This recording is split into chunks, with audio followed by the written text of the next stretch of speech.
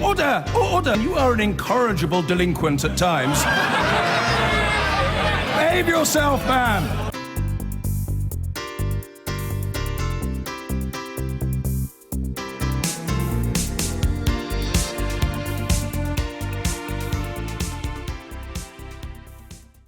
Clients, shareholders and investors are deserting PR giant Bell Pottinger as the scandal surrounding a campaign it mounted in South Africa gathers pace. Bell Pottinger was expelled from the PR's industry trade body last night. That followed the resignation of Chief Executive James Henderson on Sunday in the wake of the company's own internal investigation into its PR campaign, which has been criticised for being racist and anti-white. Alex Thompson has the latest. Holborn, central London today, and as the capital goes about its business, behind this drab exterior, an empire may well be going out of business. Bell Pottinger, the global reputation managers who couldn't manage their own reputation. At midnight, the PR and Communications Association, the industry watchdog, expelled Bell Pottinger for 5 years, unprecedented for an outfit of that size, saying the company has brought the PR and communications industry into disrepute with its actions and has received the harshest possible sanctions. They were clearly wrong and they clearly ought to be expelled, and that's what we did. And I hope people will see it as the moment when the PR industry says we are ethical, we are regulated, self-regulation works, and our regulator is willing to expel even the most famous company in the world if they do the wrong thing. So, banned by the industry watchdog, which describes the company as both unprofessional and unethical, it's hard to see how it can survive this.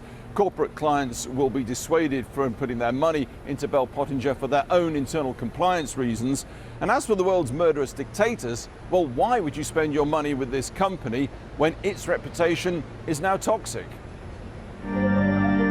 Thus, overnight, clients like Investec and Richemont dumped their accounts with Bell Pottinger. Today, United and Carillion pulled out too. Then, this afternoon, the company's second largest shareholder walked away. Tim Bell built Bell Pottinger in his own style, pushing further, harder, faster for those lucrative clients known as reputationally difficult. In other words, the rich and hated who want to be rich and loved. Chile's General Pinochet, dictator and mass murderer, they represented his foundation. More recently, they did reputational renovation for the Belarusian dictator Alexander Lukashenko. I was there. And for the British-born Asma al-Assad, First Lady to a Syrian regime steeped in blood. Bell Pottinger worked for F.W. de Klerk when he stood against Nelson Mandela for election in South Africa, and they did PR for Oscar Pistorius after he was accused, rightly as it turned out, of murder.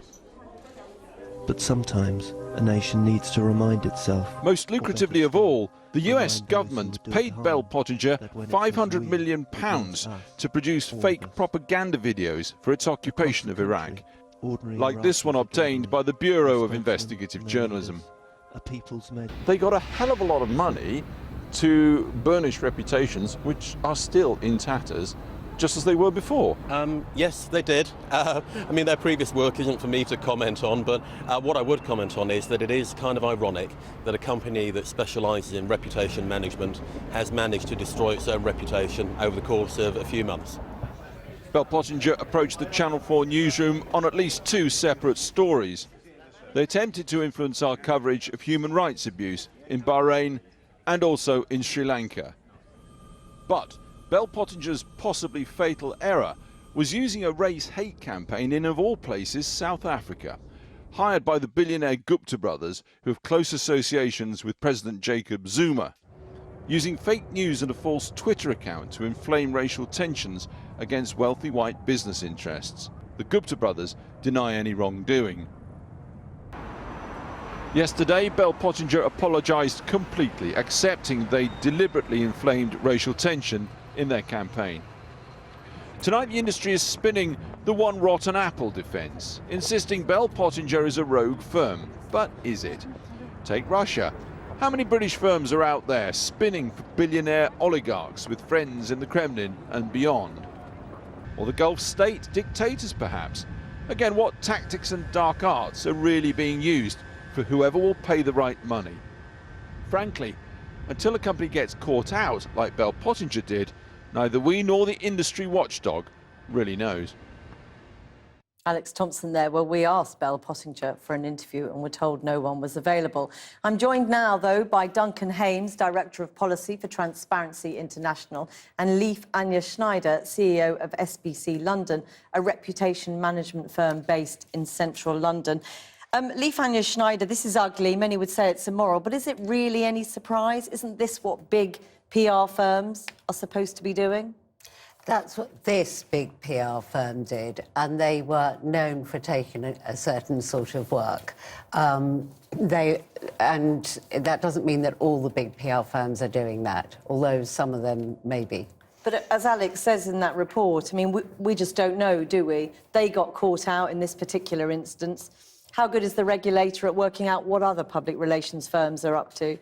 Well, I don't think it's very good at all, because it seems to have been caught very surprised by what's happened with Bell Pottinger when, you know, it could have worked it out much sooner.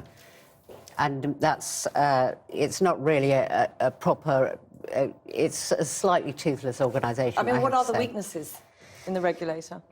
Well, I can tell you that their Article 3.2 is that a member shall not intentionally damage the professional reputation or practice of another member. So that means even if you find out that another member is acting in a terrible way and doing terrible things, you can't tell anybody. It's an anti-whistleblower clause. So would you report another company if you felt that they were behaving unethically? Yes, if I thought that they were doing something like this that was going to impact on a lot of people's lives. I mean, Duncan Hames, Head of Transparency International, the regulatory body has expelled Bell Pottinger. It's taken its most serious sanction ever, it suggests. Isn't that evidence the system is working properly? Well, I certainly welcome the action they've taken in this case, prompted by an external complaint and following carefully a due process. But I would invite the PRCA, indeed everyone in this line of work, to take a long, hard look at whether the bar for judging whether work is acceptable or indeed which clients to take on is really simply too low.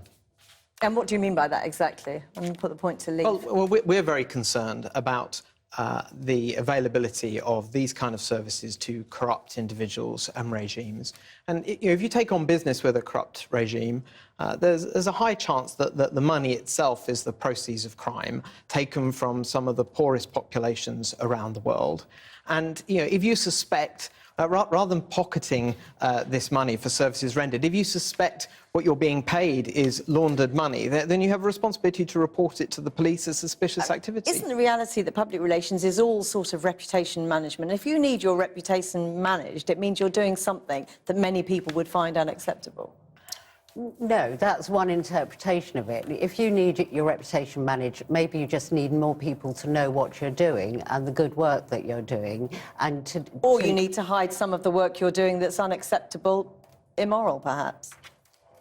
Well, that's how it would appear that some agencies have taken it to mean, but I think that it doesn't work ultimately, because you can't actually make a silk purse out of a sow's ear and the truth will out.